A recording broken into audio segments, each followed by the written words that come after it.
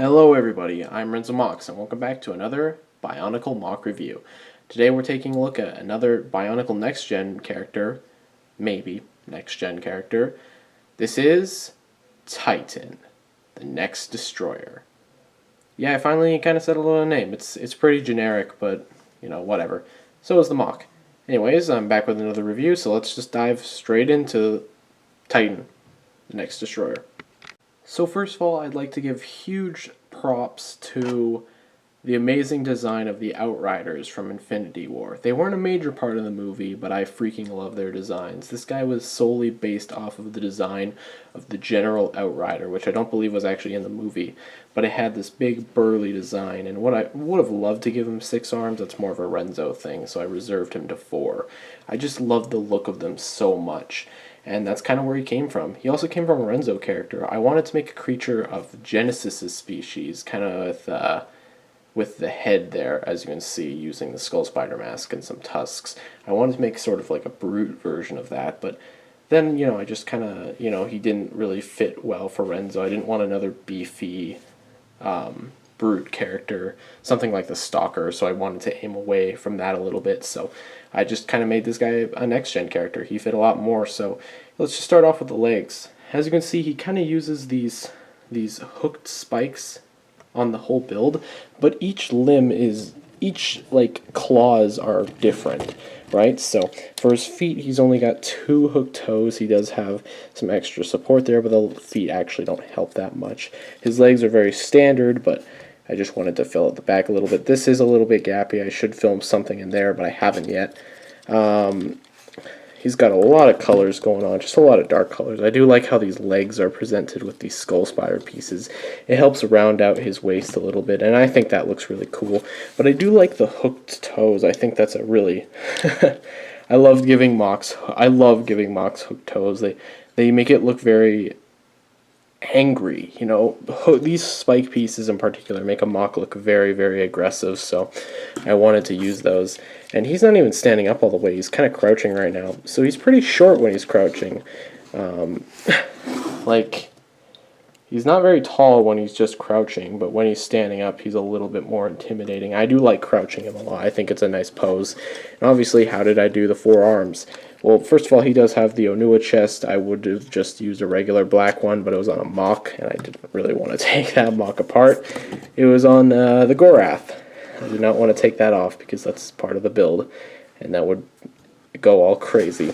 He does have a tail on the back. It's pretty simply built, but it's just got the axe piece there, and it can curl up, and it acts as sort of a third leg for balancing a lot of the time, so that kind of needed to be added because he is pretty top heavy. As for his arms, you can kind of see, somebody asked, you know, how did I do that? So here's the back of his body, and here's what I did. The connection is not that solid. It tends to pop out a lot, but it's effective. I think this looks really cool too. I like how I did the lower arms. I wanted to bring them really close to the body, and I think I did that really well. So let's just look at the individual like arms. As you can see, I used kind of the mixel joints there, and I did use the Storm Beast technique for the thumb. Was it? I think so. I really do like this technique, even if it's not entirely accurate. And as you can see, I literally just used the mixel spikes up here for the... So they're all different for each limb, but I really do like the look of all of them. He does have blue in his color scheme. That's a minor color that he does have, but I don't think it really ruins the mock. I think it looks really nice for his case. I think it looks really solid. Okay, so here he is with all 4 of his limbs. I think that's pretty intimidating. I think if you saw that, that'd be pretty creepy. So his arms have limited posability. I didn't mention this, but or I might have. His back does tend to pop off once you move the arms around enough. They do pop off from time to time, which is super annoying. I wish I kind of added some more reinforcements in there, but I just didn't. He does have some Stormer armor plates under here. That's just because I couldn't find a... Not Stormer. This is Surge. That's just because I couldn't find a standard silver piece, so I don't think it's that bad. It's mostly covered up by the Bionicle armor, so I don't think it's nearly that bad. These arms are... There's an issue. His arms tend to pop off like crazy. The armor pops off a lot, and that's because I use this very big piece. It just, the articulation for this arm is not that good. You can't bring it in that much. You can't bring it back. It's just really limited. This arm is a little bit limited, but not as much. Not nearly as much. He does have this long neck, which the original mock did not have. The original mock did not have this big of a tail and this long of a neck. I wanted to increase the neck to make him look more, so he can do that, which is pretty frightening. He can lift it back down. He would mostly remain at a hunch. The head does also look down all the way, so, if you wanted to do that, there you go. And let's take a look at the head itself. It's very intricate. He does use the jaw from the beast there. He does use these tusks, and it's weird how they're placed because they're kind of coming out of the teeth area.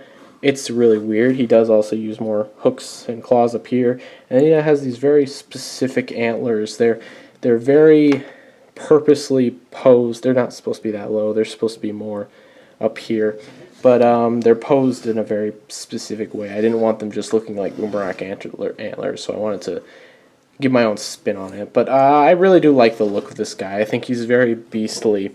And I did mention that he's called the Next Destroyer. Well, let's dive into another segment and we can talk a little bit about his story relevance and stuff. So Titan is called the Last Destroyer, or the Next Destroyer, sorry, because he essentially would be the next Umarak the Destroyer. So in my sort of G2 sort of story, I don't call it a story, but in my sort of interpretation of G2, the Destroyer is an ancient beast that would essentially act as the G1 Bohrok, essentially kind of purging Okoto if need be. Just this like gigantic demon that would be unleashed across the world. So obviously Umarak got the power of the Destroyer through the Mask of Control, and also a little bit through Makuta manipulation. So I think that's where this guy would come from. I think this is essentially what the Destroyer would be without a vessel. I think this is just what the Destroyer would look like. I know trans green was a big aspect of the Destroyer, but I do like the Destroyer just kind of having no trans pieces and instead kind of being this solid. This kind of gives the impression that he's less astral and more like this solid like being. So this guy would be very rough and brutal. He would have like, I imagine that his pain threshold would not be very high. I'd imagine you like stab him in the knee and like nothing would happen, because he's a destroyer. He would go from region to region just destroying everything, and that's kind of the idea, just this destructive, annihilative force that, I don't know if that's a word, but essentially this thing would just be utter chaos, and that's the idea behind Titan. He's just this mass crazed being, He doesn't destroy, he only destroys for whatever reason, but that's essentially where he comes from. He's here, he's going to destroy stuff, that's his character. So, yeah, I thought it was really cool. So, yeah, that's Titan, the Destroyer. I gotta say, Titan is actually way smaller than I originally built him up to be. He was originally supposed to be way larger, but in the end, his build just kind of came down to being a lot smaller, and that's how mocking works. You intend for one thing to happen, and another thing happens. Who knows, maybe if I ever introduce him in something finally, he'll actually be way beefed out. That's probably gonna be what happens, but I want to share this guy with you, and the vote, overruled. I was actually really looking forward to reviewing this guy, because he's just a monster. And I freaking love monsters. It's way more appealing to review something more crazy than it is a standard Okoton or something. It's way more appealing, I'll say that right now. So yeah, this was Titan the Next Destroyer, or just Titan the Destroyer. I'm just going to shorten the name. He's essentially he's essentially the embodiment of what the Destroyer is in the first place. So that's kind of the idea behind him.